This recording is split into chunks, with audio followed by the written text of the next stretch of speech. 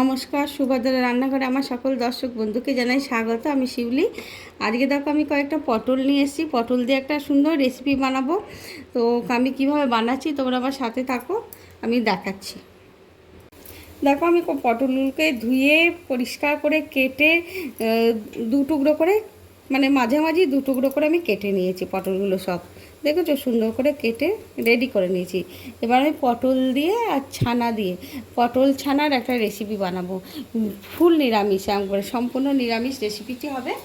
আর আমি দেখো কড়া বসিয়ে দিয়েছি, কড়ার মধ্যে একটু জল দিয়ে দিয়েছি, জলটা গরম হয়ে গেছে, ফোটা শুরু করে দিয়েছি।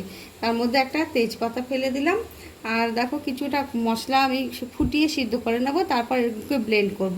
কি কি মশলা দিচ্ছি দেখো, জিরে দিচ্ছি, ধনে দিচ্ছি, আর কয়েকটা কাজু দিচ্ছি, দুটো লঙ্কা দিয়ে দিচ্ছি, গোটা গরম মশলা আছে, ছোটো এলাচ, দারচিনি, লবঙ্গ আর গোলমরিচ কয়েকটা। এগুলোকে সবই আমি একসাথে দিয়ে দিলাম।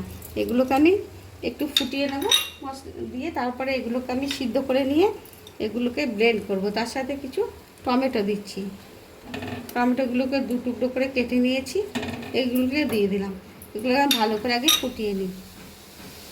দেখো, যেহেতু আমি ছানা দিয়ে রেসিপিটি বানাবো, পটল ছানা বানাবো বা ছানা পটলের রেসিপি হবে, তার জন্য আমি দেখো ছানাটা বানিয়ে নিয়েছি, মানে ছানাটা রেডি করে নিয়েছি। এবার আমি জল থেকে তুলে ছেঁকে এটা রেডি করে নেব।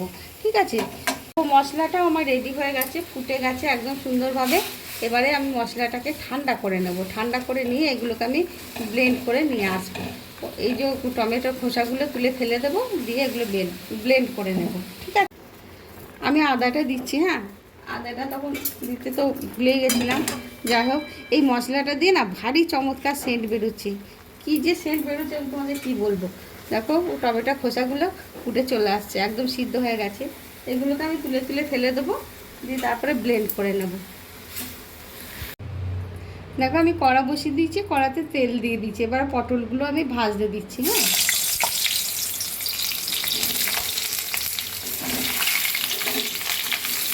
পটলগুলো আমি ভেজে নিই ভালো করে। দেখো আমার পটলগুলো একদম ভাজা হয়ে গেছে। এবার আমি পটলগুলোকে তুলে নিচ্ছি। হ্যাঁ,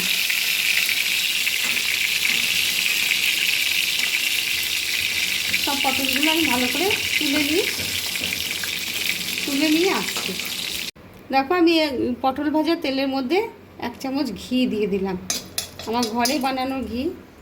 এটার অসম্ভব সুন্দর সুগন্ধ এবং খেতেও অসম্ভব সুন্দর টেস্ট। যাই হোক, এবারে কী দেবো বলো তো, এবারে দেবো একটু হিং দেবো ফোড়নে। আর কিছু ফোড়নে আমি দিচ্ছি না, কারণ কি সব কিছু আমার এর মধ্যে দেওয়াই রয়েছে। মানে যে মশলাটা আমি সিদ্ধ করে নিয়েছিলাম, এবার মশলাটা আমি ঢেলে দিচ্ছি। আমি একটু হলুদ দিলাম অল্প করে, কিন্তু বেশি দিচ্ছি না। হ্যাঁ, আর কী দেবো বলো তো, এবারে দেবো একটু কাশ্মীরি রেড চিলি পাউডার দেবো কালারটার জন্য, সেটাও অল্প দিলাম। আর দেবো লবণ, দেবো মানে নুন দেবো, নুন দিয়ে দিলাম স্বাদ মতো। আবার একটু কষিয়ে নিই ভালো করে, সুন্দর করে। কালারটা যেমন সুন্দর আসছে, সুগন্ধ বেরোচ্ছে ভারী চমৎকার। এটা আমি তোমাদের বলছি, তোমরা তো বুঝতে পারছো না, অ্যারোমাটা দারুণ অ্যারোমা আসছে।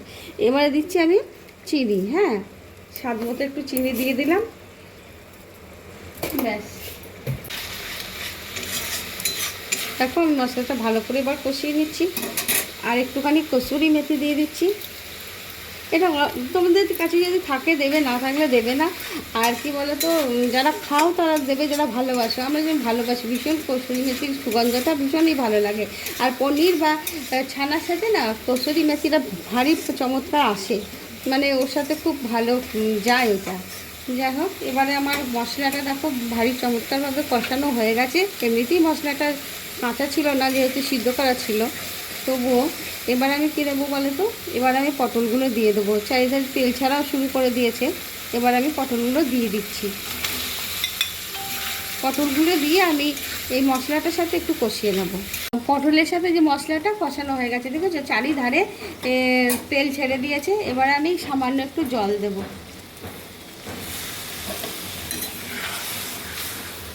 জলটা দিলাম কারণ হচ্ছে আমি ছানা দেবো তো।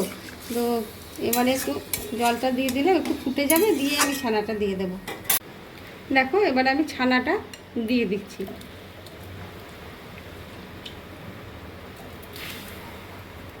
তোমরা এইভাবে অবশ্যই বানাবে, বানিয়ে খাবে ভাতের সাথে, রুটির সাথে, পরোটার সাথে, অসম্ভব সুন্দর লাগবে। একটা সম্পূর্ণ নিরামিষ রান্না। নিরামিষের দিনে অনেকে তো অনেক বারে নিরামিষ খায়, শনিবার, মঙ্গলবার, বৃহস্পতিবার। তো বানিয়ে দেখো, কথা দিচ্ছি অসম্ভব সুন্দর হবে। এবার একটু ফুটে যাক মিনিট 2-1, তারপর আমি এটাকে তোমাদের দেখিয়ে বন্ধ করে দেবো।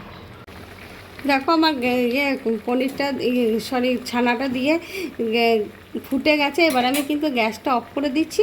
অফ করে দিয়ে তোমাদের কিছুক্ষণ পরে স্ট্যান্ডিং টাইমে রেখে তারপরে সার্ভ করে দেখাবো।